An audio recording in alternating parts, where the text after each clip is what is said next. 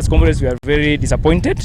We woke up with a very sad news. We were told that we have lost one of us, and when we asked, we didn't get any response. So we later heard that the comrade died at the bridge that is connecting the other part and with the town. We were told that the comrade died there and he was hit by a lorry. Yeah, so when we went there, we started mourning with our culture.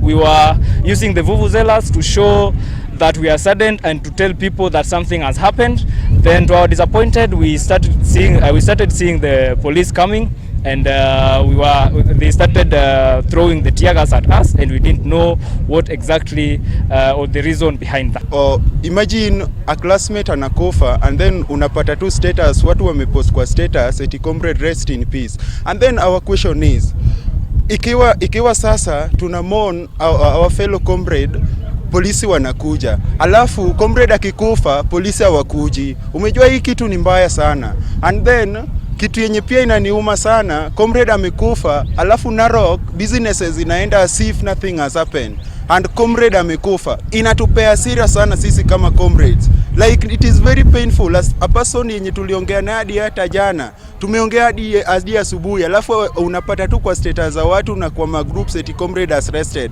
John Marube has arrested. And imagine ni mtu mwenye alivaa reflector, alikuwa anaendesha bike akikuja kufanya exam, alafu alivaa hadi reflector. Kwani driver hezi ona mtu mwenye amevaa reflector? Vitu kama hizo. And then that bridge should be expanded.